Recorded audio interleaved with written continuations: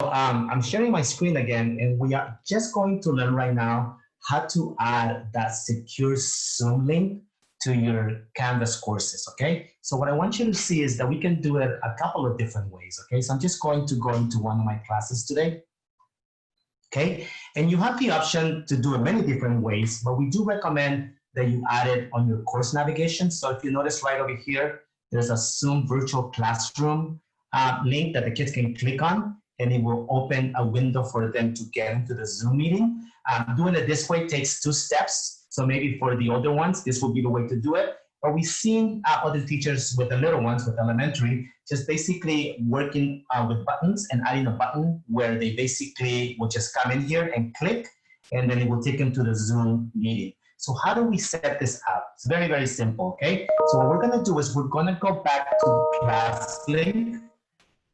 And in ClassLink, all of you at the bottom have an icon for Zoom, okay? So you wanna click on this, and the first thing that we want you to do is gonna sign me in, hopefully, because you have single sign on, and I'm already signed in. The first thing that you want to do is you want to make sure that if you go all the way to the right to where your picture is, or maybe your initials, you want to make sure that you click on it, and you wanna make sure that it says license, okay? If this says basic, you have not changed your Zoom account into a license account, which allows a lot of different extra features that Gabe and Teresa are going to be talking about. So you do want to make sure that it says license, okay? If it doesn't, it's going to pop up a window that says you're trying to switch your account under a new domain that belongs to Joel Duarte. I think that's what it says, Joel Duarte. And don't get scared by that. Yes, Joel Duarte is someone at purchasing that is in charge of our subdomain for all of our license accounts. So you just want to say yes, then an email is going to be sent to your Office 365 at work. And in there, you just click on it. And the moment you click on it, it creates your new license account, okay? So once it creates your new license account, now it takes you into your settings for Zoom, okay? So now I'm here, and what I want to do is I want to go to profile, okay? There is many different ways to set up your Zoom link in Canvas, okay? My personal favorite, and we'll give you different options, is just creating one link for my class or one link for all of my classes. And I'll tell you why. Having one link allows me to start the meeting from the same place every time. And then when the kids join, they're always put in a waiting room. So you still have to let them in so you'll know who you are letting in when they're coming in, okay? We have some teachers at middle school and high school that might want to set different meeting IDs and recurring meetings, which you can do that too. But for us, I think you should start just with one link and go from there. And if that doesn't work for you, you might want to go with the other route. How do we set up that one link? Over here, under profile, you have your personal meeting ID. So you want to go ahead and check this. Some people are going and copying this, and they don't notice that it's not actually showing their entire personal meeting ID. So you want to make sure that you click show. Okay, so now it's showing the entire number. So now I want to go ahead and grab this personal meeting ID, and I want to just copy it, okay? So we're going to copy because we're going to use it in a couple of different places, okay? So now we're going to go back here to our Canvas class now that I have that link, okay? And in Canvas, you want to go all the way to the bottom. I'm going to show you how to add it to our course navigation first, okay? You want to go to the bottom and go to settings. And when you go to settings, it takes you by default to course details. You want to make sure that you scroll down to apps. And when you go to apps in here, you want to make sure that you over here, you go to filter by name, and you want to type redirect tool. Okay? And it looks like this little arrow is called the redirect tool. Okay? So I'm going to go ahead and click on that. And I actually want to add this app. Okay? So I'm going to add this app. And it's going to say, okay, what do you want to call it? And I want to call it my Zoom virtual classroom. Okay, and it's going to ask you what is the URL redirect that you want to use. And remember, we copied that entire URL. So we're going to go in here. I'm going to actually just throw it in here. Okay, and it's going to be in there. Just make sure that it's correct. Okay, and then once you've done that, you want to make sure that you come down and under show and course navigation, you want to select that. That is going to, when you add it, it's going to add that link over here. And I'm not going to add it just because I already have it, so I don't want to have two in there right now. But once you click add, you refresh and it's going to be right there. It might not be on the top, so all you have to do is you can just go to navigation. You might have put it all the way in the bottom. you just gotta move it up or down, okay? You can just move it up or down and press save, okay? So I'm just gonna move it up right here and I'm gonna press save, okay? Now, for some of you guys, you might have done this already before you got your license accounts. And obviously the link, your personal ID is wrong right now. So if you did it before you had your license account, what you can do is you can go to apps. To the right, you have view app configuration. This only applies to people that did it before they changed to their license account. So if you did it when you had your license account, you're okay.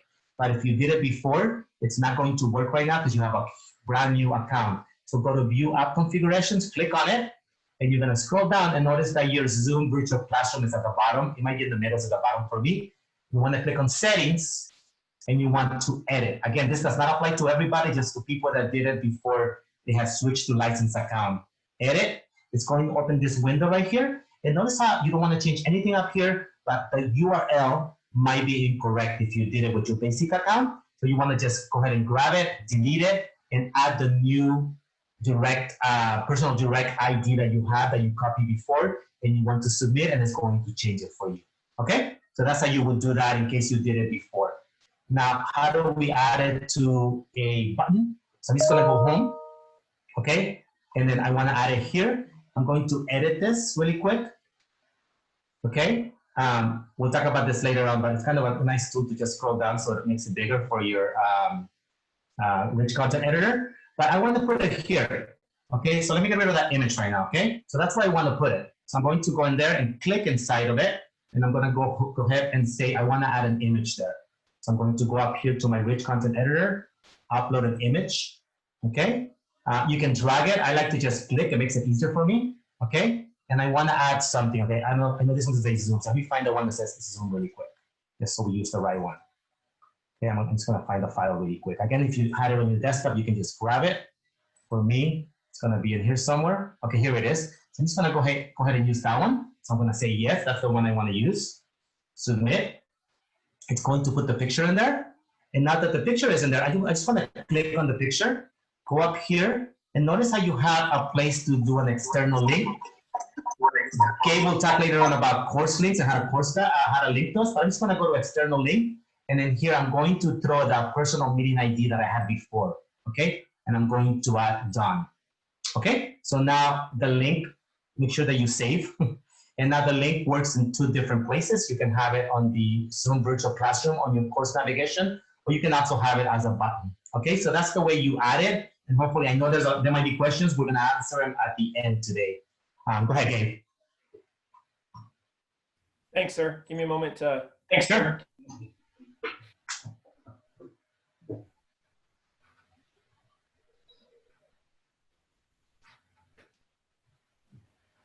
Okay, so from this screen, Ricardo just touched on, and I really want to hit home this point, which is this is the way that students would access your Zoom meetings. So whether it happened to be by a button, for example, the one that he inserted, or whichever button you choose to click that's going to send your students to your Zoom meeting, or if you chose to have it over here on the left-hand side, wherever you chose to move it. That's, again, how students would access it. But what about from the teacher's perspective? How are you going to start off your meetings? So you would want to make sure you log into your Zoom account. And when you're at a Zoom account, typically it'll send you to the profile portion. You want to come to where you see it say meetings. So just right there, meetings.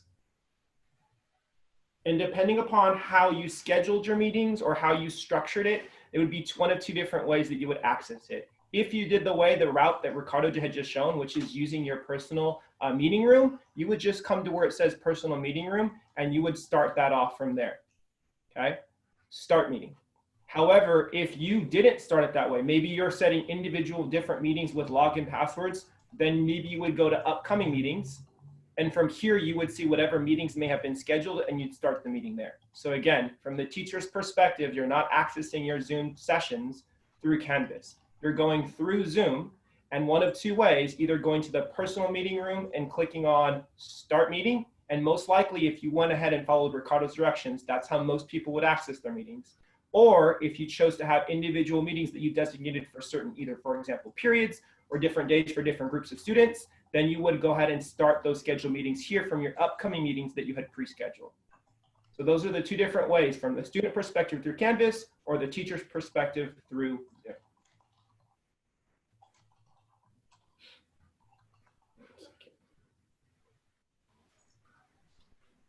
Okay, and then next, one of the questions that we've had is, what does it look like for the students as they're logging into Zoom?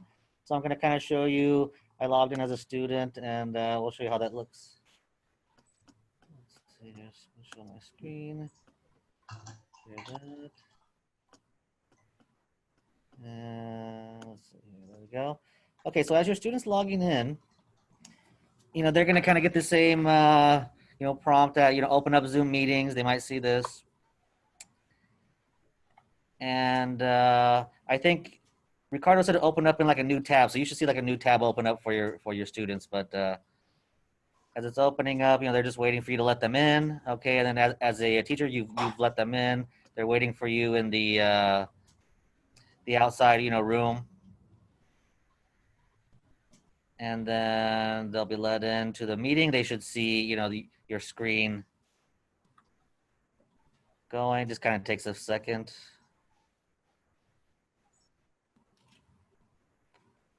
And there we go.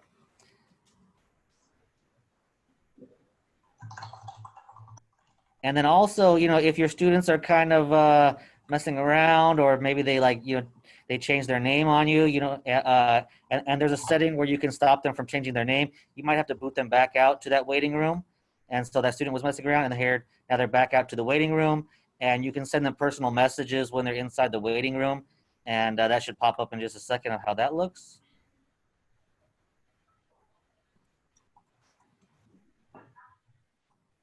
So, they enter with a fake name, so you can tell them, who is this? I'm not sure who you are, blah, blah, blah, change your name, all that kind of stuff. And then you can let them back in. So that's what it looks like from a student perspective.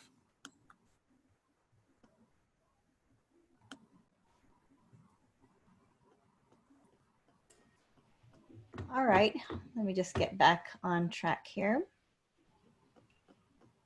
All right, everyone. So I'm going to be going over some basic Zoom settings because I know we have these upgraded accounts, and with these upgraded accounts, we also have some new settings that are made available to us. So I want to show you how to get there and how to make adjustments. So I'm going to share a screen with you.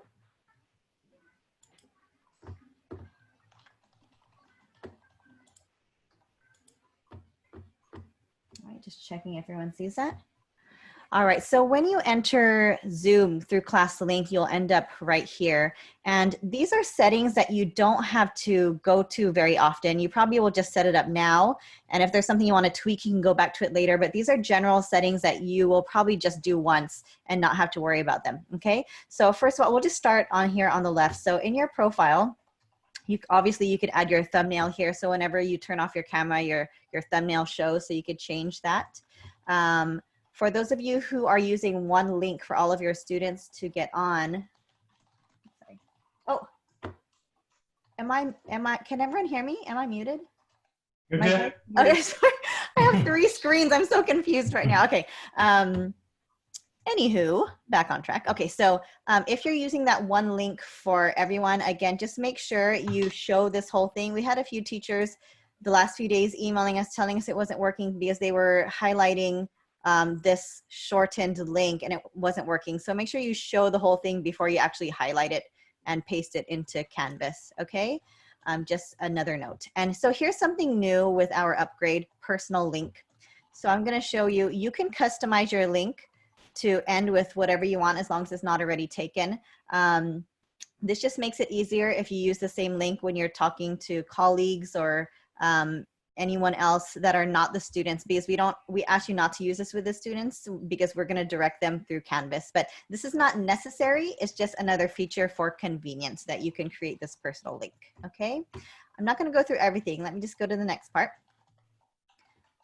So in meetings right here, there's some of us who are working with periods and we actually want to have different links for different periods, and that's fine. So you can schedule your meetings, but let me show you some features that are in here as well. So I'm going to click on this meeting that I created, and let me see. So down at the bottom, you see this option where it says save meeting as a template. So if you call the same type of meeting with the same instructions with pretty often, especially administrators, you can make this a template so that you'd have to retype everything. So just know that that's an option. down here. This is the link that you would use, that you would paste. And go back to my meetings right here. So if you did save it as a template, it would be right here at the top where it says meeting templates, and you could just use those repeatedly.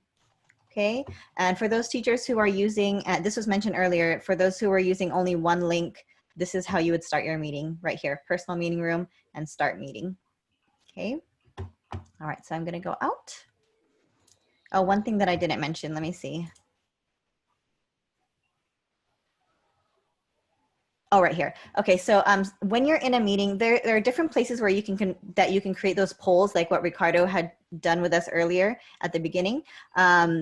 At the very bottom, this is one place you can actually create a poll. You have not created any poll yet. You actually add one and create your question and create it this way. You can also do it while you're in the meeting, so that's fine. But if you want to do it ahead of time, you can do it here. And then when you start this meeting, it will give you this poll as an option to use if you want to. Okay. All right, next one. So I'm going to jump to recordings. Now, something amazing that's new for us now is when you actually record your meetings, you used to have to record them onto your computer. And what you'd have to do is you'd have to wait for it to download, and then you have to upload it somewhere to share with them. But now you have the option to record it to the cloud. So, and then you just simply send them the link. Okay, you have a lot of options here. So this is a recording from before. And you can share, and you can also password protect this as well. So if you only want certain students to be able to access this, maybe you're really concerned about you know, your video release and everything, then you can protect it. You could password protect it if you want to. Okay. Right here, I see publicly. You can change your settings for that. Right here in more, you can download it if you want. If you want to put it on your computer, you can. And you could see right here, if I click on the 3 files, I actually not only get the video, I also get the chat as well. All right, so if you wanted to save that chat, that's also there, okay? I'm not really gonna go into this, but just so you know it's here, there's another settings button up here. This settings button just has to do with recordings. So if you click on that, it just brings you into more recordings options. And for example, our videos are saved on the cloud for as long as we want. But if you only want them for a certain amount of time, you want them to be deleted, you can change it. Right here, it says auto delete cloud recordings after blank amount of days. You would click that and choose how many days. But right now that's turned off, so they'll be there as long as you want them to be there. Okay, so I'll go back to that. All right, I think that's it for recordings. Let's go to settings. Now here's where you're going to spend most of your time right now when you, or not right now, but today or whenever you decide to adjust your settings. I'm just going to go through some really important ones and not all of them. This first one is waiting room. That is defaulted as on, so that when your students or whoever comes, you have to allow them to come into your room, and we highly suggest keeping that on. Okay, requiring a passcode, that is on, but you don't have to worry about that because down here you could see embed passcode in the link. So it's actually your Zoom right now, it actually needs a passcode, but you don't notice because it's actually embedded in the link that you share. All right, so that's just for extra protection for those who are participating. Okay, this one is really important right here that says host video. I have that as on. Right now it's up to you. So what that means is when you start your meeting, you will have default, yours will be on, your video will be on. So you can always turn that off at any time, but for me, once I log on, it will be on automatically and I could just change it in the meeting. Participants video, I also turn that on because when kids come on, I don't want to have to remind them to turn on their videos. I just want them to be on automatically, and they could turn it off if they choose to, but at least it's defaulted so that it's on already. Okay, audio type, you don't have to touch that, it's fine how it is. This one, join before host, I have that off because if you have that on, your kids can actually click on that link and then you're gonna get an email telling you, you have so-and-so waiting for you in your room, you better get on your call. Not exactly those words, but so I don't wanna get those emails, and I don't want kids waiting. I want them to be informed that this meeting is not happening right now. So I have that off, okay? All right, this one is important. Mute participants upon entry. And I like to have that on because sometimes people will come in the middle of a lesson or in the middle of a meeting, and I don't want to get distracted by, you know, their sounds as they come in. So I just mute them right away, and then I could adjust that afterwards as well. Okay, let's see. Okay, here, chat. So this is a setting. So I have it on where everyone can chat. It's very useful, but down here, something you might really want to consider, prevent participants, oh no, not that one, I'm sorry. The next one, which is private chat. So for students, you might want to turn this off because that means that they don't have the ability to chat with one another because you can't see what they're chatting about in private chats. So you might want to turn that off. It's up to you. But for me, my students are mostly teachers and I trust that whatever they chat about is professional. So moving on. Right here, co-host. We suggest that everybody turn that on so that you have the ability to have someone be a co-host with you. So if you have an administrator or another teacher, you can turn that on. It doesn't mean it's actually that you're actually doing it. It just gives you the option to do it. So if you turn it on here, it doesn't mean you're going to co-host on your next meeting. It just means that in your meeting, you have the choice to use it.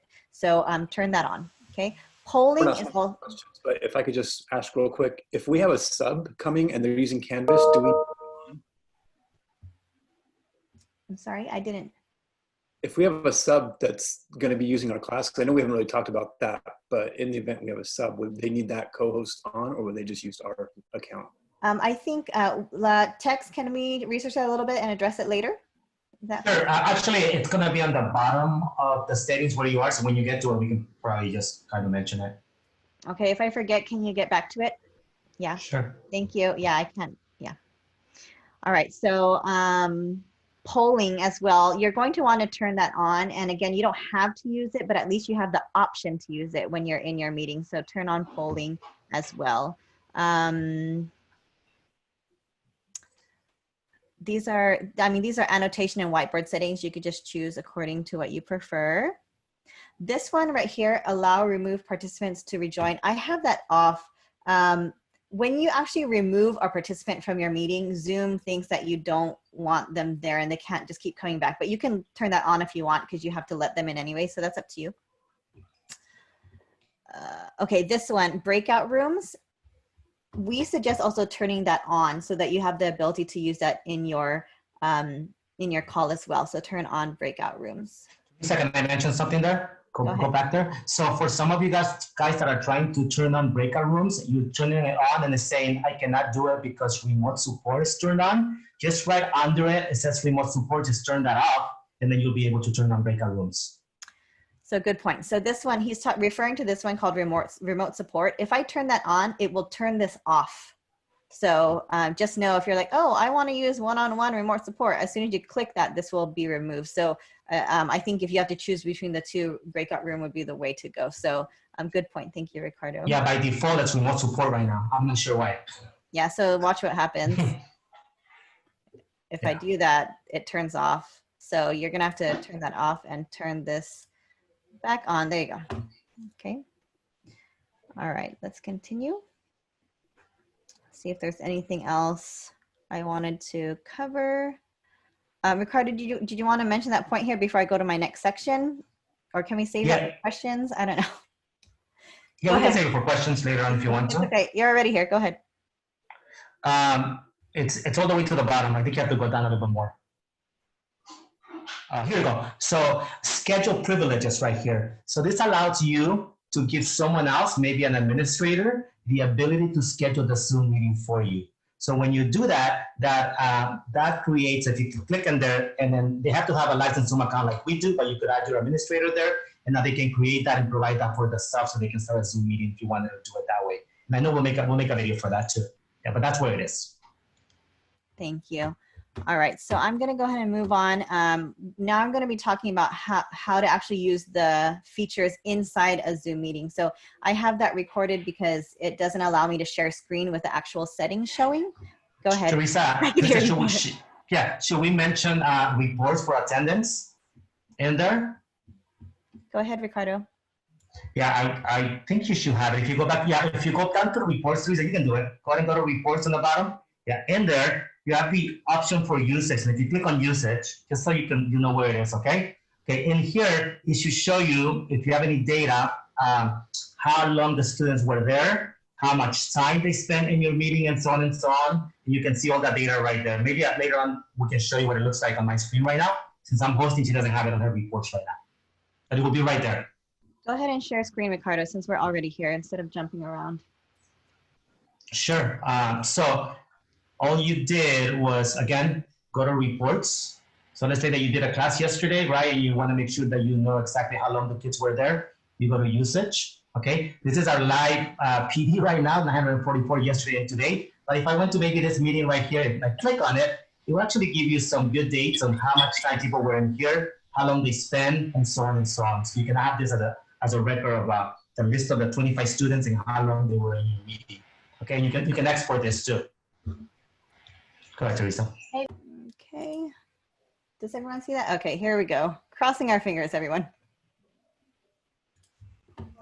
Hey everybody, so I'm going to be going over some general Zoom features while you are actually in your call. So we're going to start up here at the left. There's this I little circle around it. So if you started a last minute meeting, just started a meeting on your app without really planning anything, then you can simply go up here and then grab this link and then email it to whoever you want to talk to. So we suggest that with colleagues and other adults, but again, not with kids because we want them to get on securely the way that we discussed before. Okay, so let's go all the way down to the bottom now. At the bottom left, you see something that looks like a microphone here. So if you need to mute yourself, you would click on that microphone. And then you can click it back on and then you can hear. And right next to it, there's a little caret or a little arrow that gives you a little bit more options. So we're not going to go over all of these, but you can choose a different microphone. You could also choose your different speakers and things like that. Okay, there's a lot of settings that you can use there. So down here, start video and stop video. So again, like this, you could stop your video and you can show your thumbnail like that if you want. Or you could start your video back up, and then here we are. And then right next to it, again, here's this arrow that helps us out. So you can choose a different webcam. So I know some of our kids, and us teachers too, we have the Lenovo 300, and it has 2 webcams in it. And you'll notice that you or some of the kids might be looking at the ceiling. And if you notice that happen, just simply tell them to go to this little arrow here and choose the other one. So whichever one is not being used, switch it and see if that will put it in front view for them. Okay, so we can also go in and we could choose a virtual background like this. This is my favorite one right here. So we can go ahead and use that virtual background like that. You can also click here. You could also click here and you can look at video settings. So it brings you into the app and shows you different video settings as well. So just so you know, a lot of people are thinking of using whiteboards in your background and demonstrating things for the kids. You need to unclick this where it says mirror my video, because if you leave it checked, then whatever you show them will be backwards. So if you want it to be readable, then you want to uncheck that. So as you write things, it will be the right way for them. But if you are going to do this, you are going to want to turn off your virtual background because your whiteboard in the back might just be covered by your virtual background. So again, if you're going to be using a whiteboard or something behind you, turn off your virtual background. So again, uncheck the mirror my video, which is under the video settings right here. I'll also show you another way to get there. So if you're not actually in your call yet, you could type at the bottom of your computer. You could type in the word Zoom and then start the Zoom app. And then from here, you go to settings, and then it's the same view as what I showed you earlier, video, and then you can make the adjustment here. So some of you wanted to do it before you even get on the call. You could do all your settings here, okay? But you can also do it while you're in the call, which is where I am right now. All right, so let's go ahead and move on. So right here, there's security, and when you click on that, there are a lot of things that you could do. You can lock the meeting so that nobody can get in. You can enable you can enable the waiting room right here, so I could check that. So if people try to come in right now, then they'll be put in the waiting room. You could also, this is already set for me because in my general settings, I check this as on, but you could turn it off as well. So allow participants to, you could turn that off and then they can't share their screen, chat, rename themselves, etc. So if you did not change your original settings to allow these things and you're wondering why can't they share screen and I want them to share screen, it's not working, then simply go here to security and you could simply check that off every time you have a call. But for me, I tend to forget that. That's why I did it in the general settings so that it's on all the time. But that's entirely up to you. If it doesn't work, again, go here to security. Okay, you could remove participants here. and lots of other things. So the next one, I always have the participants window open. You'll see right here so that I can see the participants who are here right now. Okay, so there's a lot of features here as well that you and the participants can use as you are watching or as you are Zooming with one another. There's some more options here, and down here with the 3 buttons, you can also change some of your settings as well. So you can mute participants as they come in. I kind of like to do that so that I don't, in case I'm in the middle of something, maybe a lesson or something, and someone comes in the middle, I don't want to be distracted with what's going on, so I like to check that. Okay, you might like to hear the enter and exit chime as people come and go. Some people like that. For me, that's distracting, so I don't have that on, but you know, for your class, you might like that. That's entirely up to you. And again, lock meeting and waiting room. So this is kind of a repeat from before, but just a few more other features, okay? This is a really good one as well. Some kids might be unmuting themselves unintentionally. You might want to mute all of them, especially if you're going to be going over something, or unmute all of them. And if you unmute them, then they have a chance to speak as well. If you want to invite some people to your meeting, you can simply click on that and then type out some emails or usernames and send it to them that way also. Okay, so down here is your chat section right here. Oops, I'm jumping ahead of myself. Let me go ahead and go back. So we were here in participants. I'm going to click that again. And I like to do this because as people are waiting for me in the waiting room, it pops up right here too. I don't have to wait for them to pop up down here at the bottom. I see them all coming in here. So I really like to have this on pretty much at all times. Okay, so let's move on. So this is new. This is something new with this version that we have, polls, which is really awesome. So here's one that I made before. How are you feeling today? So you could launch this poll and everyone in your meeting can answer this question and you can see their answers as well. So maybe you have kids, maybe you did a lesson and you have them working on their own for a few minutes. You could maybe launch a poll and say, how are you doing? Are you almost done? And then they could, you know, kind of check that so you could see whether you can move on or not without actually interrupting them in their process. So you could do that. Okay, so I'm going to go ahead and go out of that. You can create the poll in here, and you can also create the poll when you're creating your meeting. And so I showed you that a little bit earlier, and hopefully that was clear. If you have questions, let us know. So here's another one, chat. Okay, so I just turned it off. I already had it on. I always have the chat on because I want to see if there's any questions. And again, this is something in your settings that you could have turned off if you wanted to. But when you're with your kids, we do suggest turning off the private chat so that they don't have the ability to chat without your knowledge because you really don't know what they're chatting about. So if you want to leave your chat on, that's fine, but maybe the private chat, turn it off. But I have it on because my students are mostly teachers and I trust that everyone's being professional. Okay, so the next tab right here is share screen. This is one of your most important tabs, and sometimes you're going to want a student to share their screen with you so that you could assist them with something. And so you tell them, okay, simply go to the bottom of our call and click on this green button. And again, if it doesn't let them, don't forget to go back here and to make sure this is checked. Okay, it's happened to me so many times. So they go right here, they click share screen.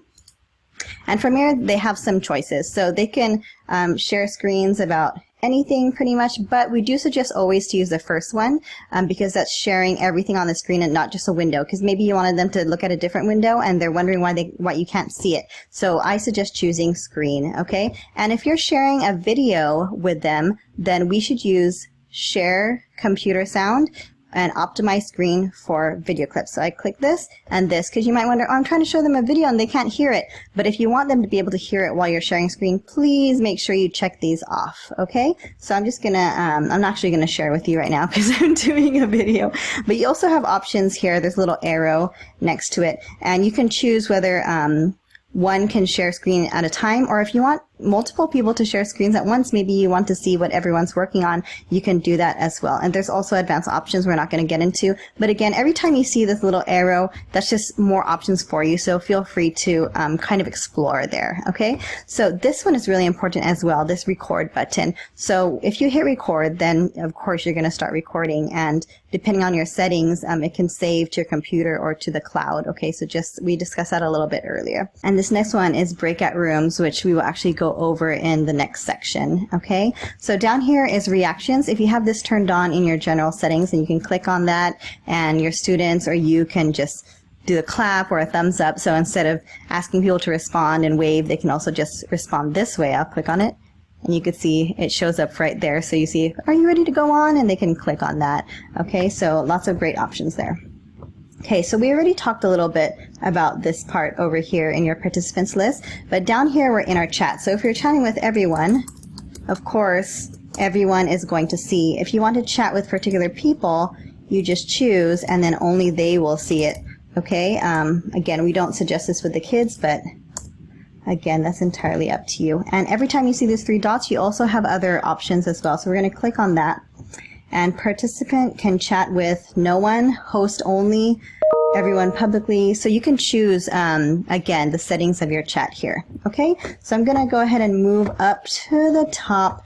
Right here next to your name or next to the participant, you have some options here. You can mute them, unmute them as their host. You can choose more, and you can make them a co-host, make them a host, especially if you have another teacher on here. You can add them as a co-host, but again, in your general settings, you had to make sure to check that off so it gives you that option, okay? You can rename yourself if you want to change your name. Here, you could stick this person in the waiting room if you want. You can remove them, but again, depending on your settings, if you remove them, they won't be able to come back on this call. So just keep that in mind. If you actually remove them, then Zoom thinks that you don't want them in this call. So just keep that in mind. If you're not sure, just stick them in the waiting room. All right. So on your own, you also have, well, you only have one option because it's yourself.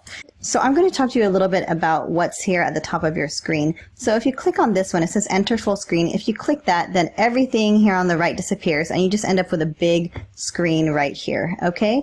Right here, gallery view. So if you click on gallery view, then you can see everyone who's participating. And if you have a lot of kids and a lot of participants in your meeting, then you might even have to click a little arrow to the right to see everyone else. Okay, so just keep that in mind, that there's more people probably on just on another screen because there's too many. Okay, speaker view goes back to whoever is speaking, and you can always, I'm the one speaking, so I really should be the one showing, but I must have it pinned. So you can do spotlight video, which keeps you on here as you're speaking, even if someone else is speaking. You can also pin your video. So those are just things that you can play with as well. Okay. I think I discussed everything up here. You can change the settings right here at the top. You can cancel spotlight video, unpin the video, so you can see, and then it goes back, and I must have pinned this one. So if you have any questions, please let us know. I know that was a lot of information, but there are so many things you could do here in Zoom, and things are changing all the time. So just keep up to date with us, and we'll make sure to let you know as changes come in. All right, thank you.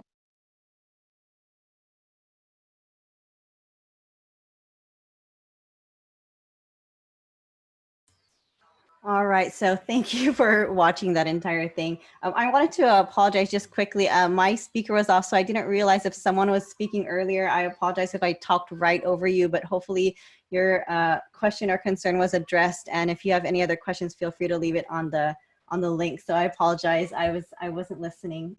So we're gonna go ahead and move on to the next section, which is with Gabriel. Yeah.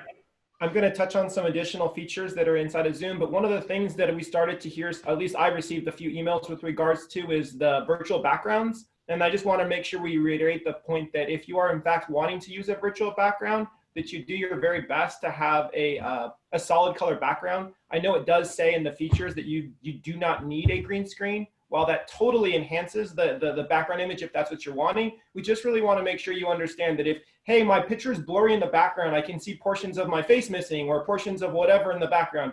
If you have a solid color background, that will do a lot to be able to make it a clear image. So just wanted to touch on that before. And so we're going to get started looking at some additional features. I'm going to share my screen. It's a quick little video. And in the video, we're going to touch on some of the whiteboard features, some of the camera features if you're wanting to use maybe, for example, a camera or an iPad as an external device. And as well, we'll touch on breakout rooms, which is a lot of information, but we'll see, hopefully we can address some points.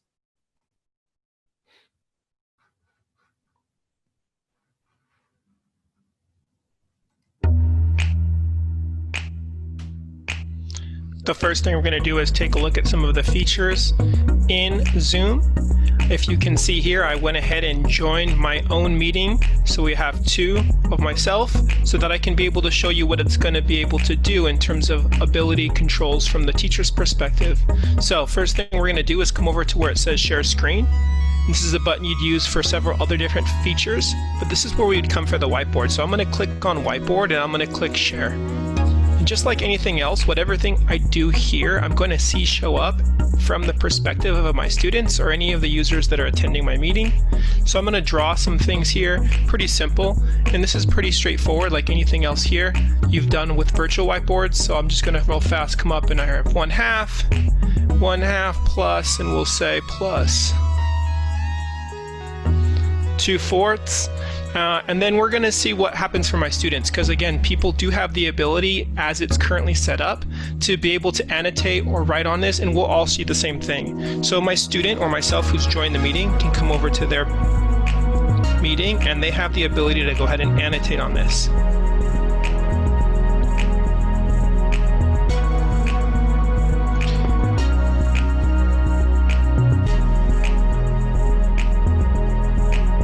Now the ability for other people to annotate is defaulted. So from my other screen, I'm going to come over here and I'm going to write on here, and you can imagine students will write different things. They may be on to what they're supposed to be doing and they may not. Now you'll notice there as I was writing that we see who has been doing that writing. Now that's a feature that you do need to turn on. So how do I turn the ability for students to be able to annotate on or off? Again, it is defaulted to on. So to come up to the top of your screen to where you see, it gives you the options for more. So when I click on more, I have different options that are here. I can disable participant annotation. Again, that is defaulted to allow everyone to annotate. And I could, again, allow the names of annotators to be shown. It's defaulted to not allow the names shown. I'd recommend that you, when you want, allow participants to annotate. Again, that is the default. And then be sure to allow names of annotators to be shown, which again is not the natural default setting. Why? Of course, we can imagine some students may be writing things that we want to be sure that everyone's held accountable.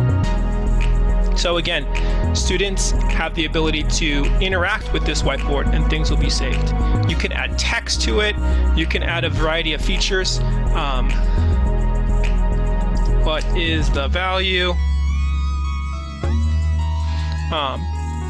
But again, it's essentially a virtual whiteboard that everyone has access when you turn that feature on, or again, when you turn that feature off.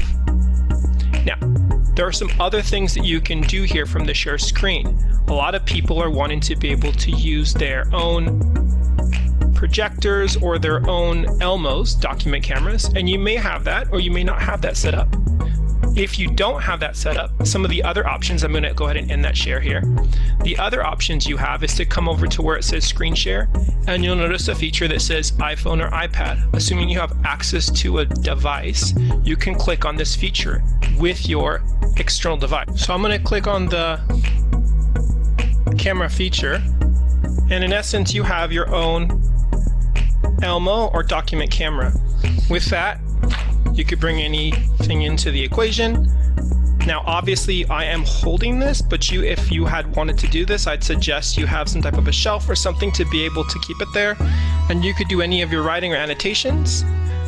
You could also be able to treat it as just a blank space for you to be able to write and draw anything on there. But in essence, this is the ability for you to come and use your own document camera with an external device such as a iPhone or a iPad. Now, with that said, there are obviously other things that you could do with your ability to control your iPad. In here, I went ahead and downloaded some different apps. We'll take a look at Jamboard, and that will be something that I recommend that people use as one potential form of a virtual whiteboard. Come into this document here where it says one of my jams, and you could easily pull images and insert them. It gives you the ability to eat sticky notes. And so this is pretty cool because we can have a lot of student interactions and collaboration through this virtual whiteboard through Jamboard. It is a Google product.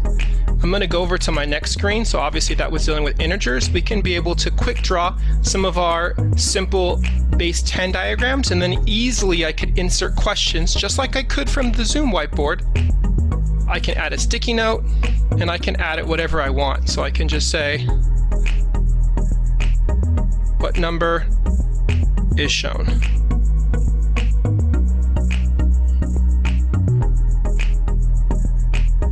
And there you go. I have there my little quick sticky. A lot of different things you could do. I'm going to close this. And that screen share. And you could see easily that those are some of the features available. In this portion, we'll take a look at how to manage breakout rooms. Breakout rooms are defaulted in your settings. Now, in this particular one, we only have a couple people. So obviously with your class, you may have more people to manage, but we're gonna come over here where it says breakout rooms. Now, this does do a lot of the calculations for you in terms of how many rooms are you gonna have and how many people are assigned per room. In this case, if you wanted to have only a few rooms, depending upon the number of participants, it will go ahead and break down. If I wanted 1 room or 2 rooms or 3 rooms or 4 rooms, however many rooms you want, and based on the number of participants, it will automatically break apart the people into different rooms. So we're just gonna roll with 2 rooms for our 2 participants, create my rooms. And there we go. We're given the screen here. Now you do have the ability to rename rooms. Go ahead and come into this button. You can call it whatever you want.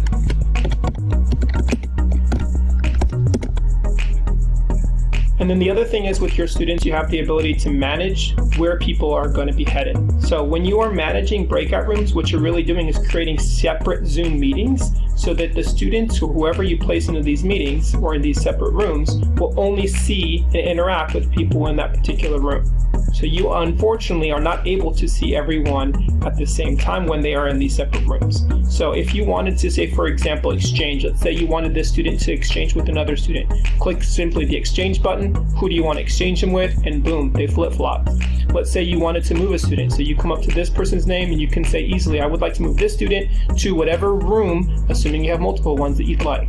So it's pretty straightforward there. Now, once you have your rooms, you do have the ability to enter and leave any of these rooms. Now, I haven't assigned these rooms yet because again, all I do in the process was of starting this. So I'm gonna say open all rooms. Now, you'll see in my top here, it says all participants have been invited to join the breakout rooms. Now, that is the default. So it does not give you the option to automatically push your students defaulted. I'm gonna close these rooms for a moment. So from this screen here, some options that are really imperative. The first thing is that when you are moving participants to breakout rooms, it doesn't automatically move them. They have to be able to select that from their screen. We want to keep things simple, and so I recommend that while it's not defaulted, that you come over to that button that says move all participants into break rooms automatically. So from my click of the button, automatically every single participant or student is pushed to the room. This is a feature that is defaulted. It says allow participants to return to the main session, so they could essentially leave a room and go back to the main room. This is defaulted. I recommend that you uncheck that. That's just my thoughts. And then coming down here to countdown. So when I say the breakout rooms are going to be closing, it defaults to 60 seconds. So that kind of gives them a countdown. Hey, the person or the teacher is telling us that the rooms are going to be closing. We have about 60 seconds to wrap up. You could change that to whatever you want. I'm just going to, for the purposes of this video, leave it down to 10 seconds. And I do want to make sure they have that countdown. So I'm leaving that checked. So those are the options. Now I'm going to open up these rooms because I did click automatically. When I click open all rooms, it says that they automatically are being pushed out to those 2 rooms. Nothing that they had to do from their end. Now, if I wanted to, as the teacher, pop into any of these various rooms, I could easily do that by simply clicking join. Or I could join this one. You cannot be in all rooms at once, so you can only be in the particular room that you happen to join. Now, right now, I'm not in any room. I'm in the main room myself. So I'm going to click join, so you can give it a moment to think here while it gets me pushed over to that meeting. And how will you know who's here? If you come over to the participant screen, you could easily see who am I in the room with.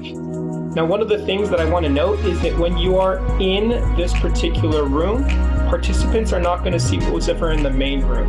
Whether it be something you maybe posted in the chat, or maybe it's something that you were screen sharing at the time. When you have pushed people into rooms, they are only seeing what is in that particular room. Now, I'm gonna go ahead and leave. Close this for a moment.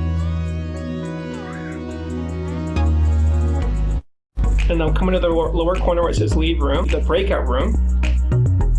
Now it's returning me to my main session, and I'm back here. Now, one of the things I want to point out is if you wanted to be able to send something out to everyone that happens to be in your breakout rooms, you could do so. But the big thing is you want to understand is that when you are sending something to them, they won't see it unless they're in this main room. So I'm going to come over to where it says breakout rooms again, and right here where it says broadcast message to all. So I'm going to send that message to everything, and I could have them say whatever I want. And when I'm ready to close the rooms, I could simply come over here, this button, close all rooms. And again, I can see that I gave them a few seconds before they are automatically all redirected back. And here they are coming back into my main room.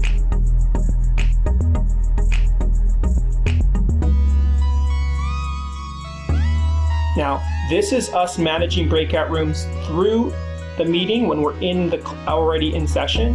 But you do sometimes have the ability to manage breakout rooms, who's going to be in what room, but you'd have to check out a different video for that. Thanks so much.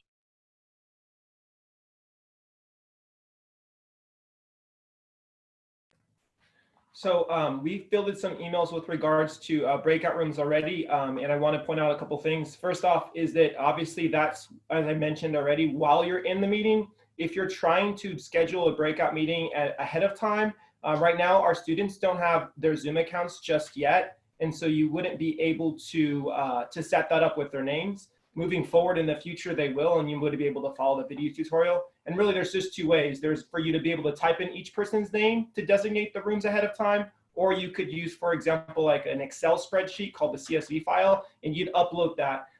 And so those are just a couple different ways to set up those meetings. And then the other thing I wanted to point out, I got some emails yesterday with regards to the camera. If you're wanting to use the iPad or an external device, you have to make sure you're onto the same internet, so the same Wi-Fi. So if you're, for example, maybe going to school or the district campuses and you're using it there, you may have some issues with regards to the login credentials because you may not have access to the actual passwords necessary for those platforms. But if you're accessing it from home or any other place, assuming you have the Wi-Fi passwords, you should be just fine with regards to that.